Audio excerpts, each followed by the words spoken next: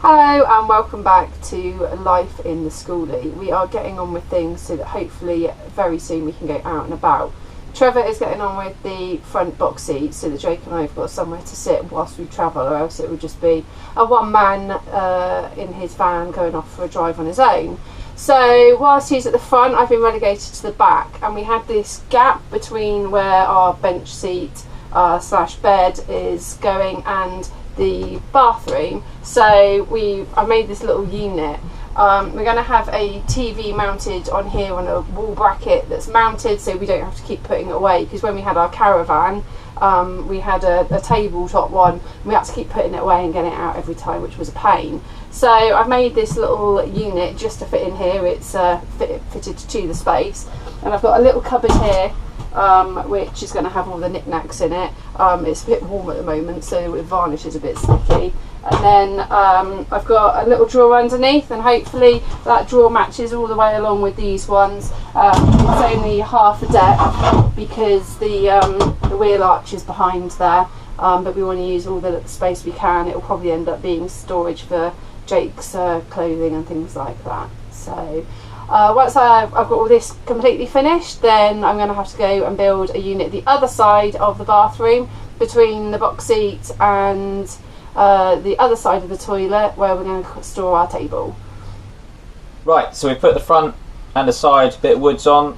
They're screwed down now. It's all rigid. It's now looking better, looking more like a box seat rather than a frame. We've just got put the top in, which we've cut out so we can get to the seat belt mountings.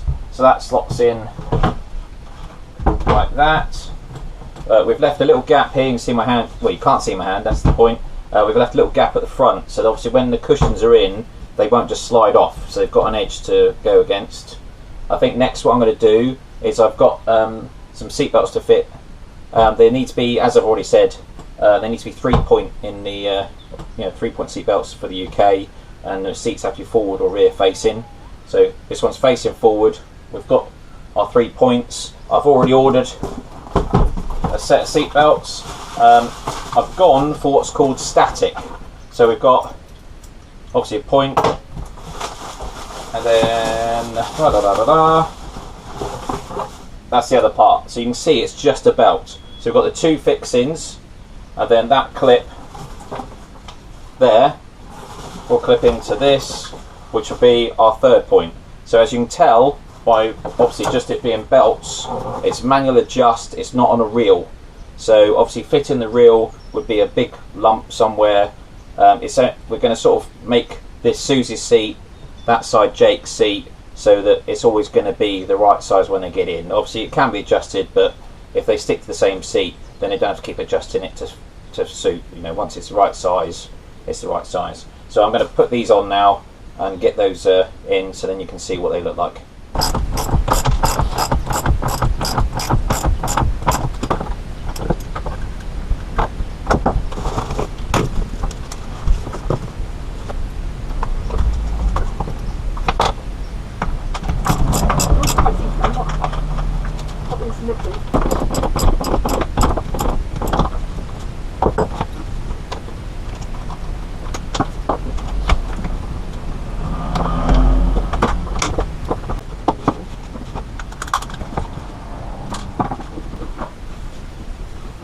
That's the strap fit to that side, and the connector fitted on that side for the 3rd.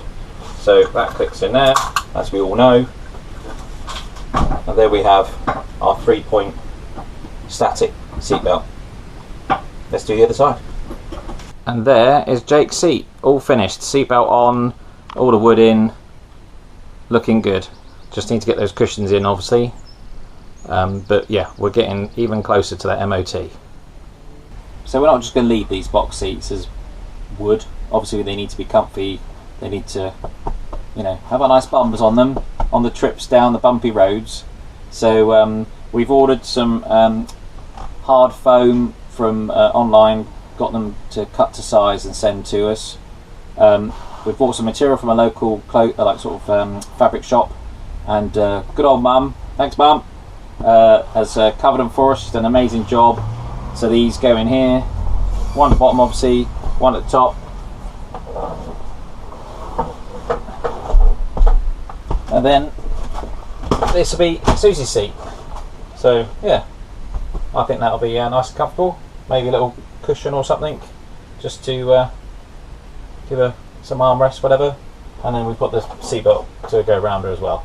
So we've got the same for Jake on that side, and then the seats at the back have got the same material and cushions as well, which will obviously turn into our bed as well. So okay, let's go on with the next bit. So as I mentioned when I was doing the unit at the back, we've also got this gap here between the toilet and what's going to be Jake's seat. But we also needed somewhere to store the table and the pieces of wood that's going to make up the double bed at the back and the single bed at the front. So they're quite large, so we needed somewhere to slot them. So we're going to build a unit in here. The problem is we've got the wheel arch, something, or whatever it is, the fuel bit that's blocking it, that fills up a space in the back of the thing. I don't know, ask Trev, that's his domain, I'm just builder.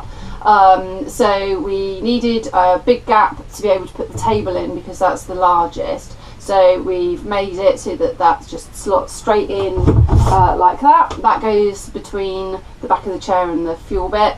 And then we're going to have a little baton at the bottom, which we can then slot the 3 pieces of wood in at the front. I'm going to have to put a baton on here because we're having trouble with the hinges.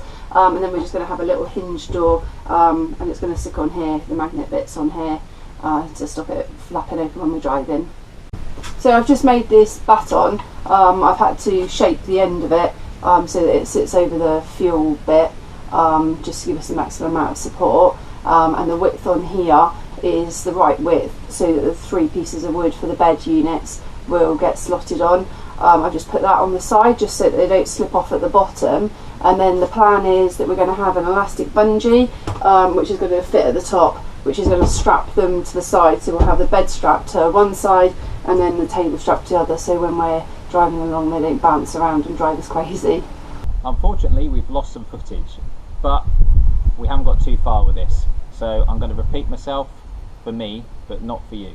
So this is an old caravan table. This folds up. You find them in lots of caravans. They fold up and tuck away. So we're going to utilise this on the bus so that we can have a table to eat at. So let me just show you, if for those who haven't seen a caravan table before, we've got 2 legs. Both these legs tuck in